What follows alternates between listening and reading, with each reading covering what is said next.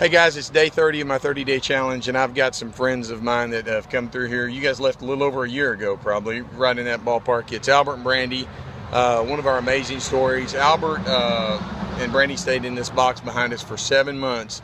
The reason why is Albert needed disability, and he had to wait on that to come through. Albert, what was the situation you needed disability on? I had spinal stenosis and hip displacement, and I was born with it, and I've dealt with it my whole life, and I've worked my whole life, and it just came to the point where it was taking a toll on me, and it was spiritually hurting me and stuff, and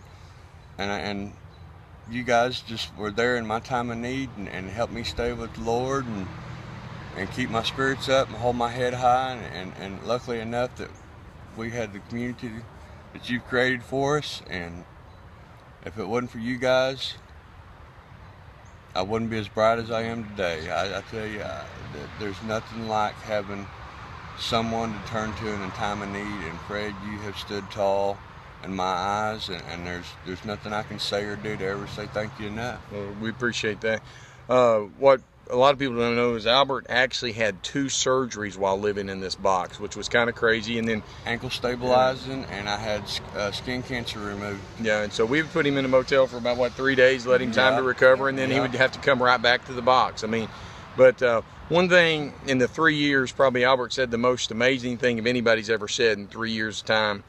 I was bringing someone through, and Albert was telling the story, and he was telling a lady, he said, you know, because of the organizations in this town and because of this box, he used these words which still resonate. He said, we are able to prosper in this time. So while living in a 32 square foot box, they were able to prosper. And I'll be honest with you, that hit me like a sledgehammer and made me think, man, I'm really screwed up. So elaborate on that a little bit.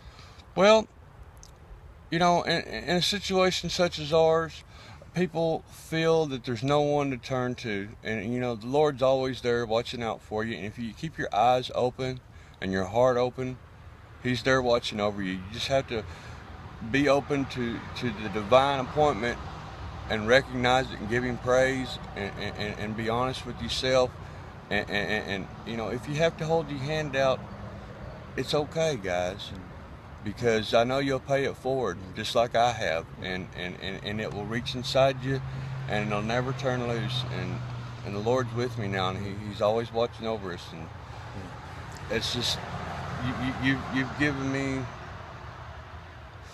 the backbone I've always had, and you know, and my suffering just kind of crippled me a little bit more than my disability already had, and you guys give me stability in my life again, and I can't say, well, that's good. I can't say enough about it. Talking about paying it forward, this Thanksgiving, or last Thanksgiving, I was bringing to-go meals into the camp, and I see this van driving through the camp, and there's Albert and Brandy. They were at Waffle House, and they realized, hey, last year we were living in a camp, and they had $8. That's all they had to their name. And they were looking for someone to find to give that money to that needed it more than them. So they're just a great example of a situational homeless person that's not lazy. They needed truly a hand up, not a handout. They pay it forward. Albert and Brandy are there to do that. Like say, Albert and Brandy are always like, anytime I see them, hey kids, is there something we can do? And like I say, they appreciate. And I just want you guys to know that your support, this is the kind of people you're supporting. You're enabling them to get back on their feet. You're investing in good people that are going to get back on their feet, and now they're back on their feet. They're actually leaving Russellville now. They've actually came back into town to get another load, and they came by to do this video with me because I really wanted to tell their story.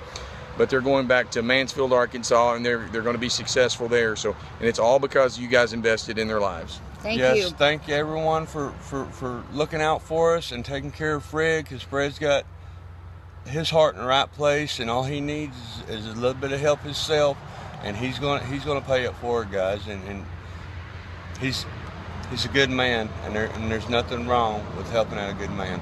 All right, thank you guys, appreciate it.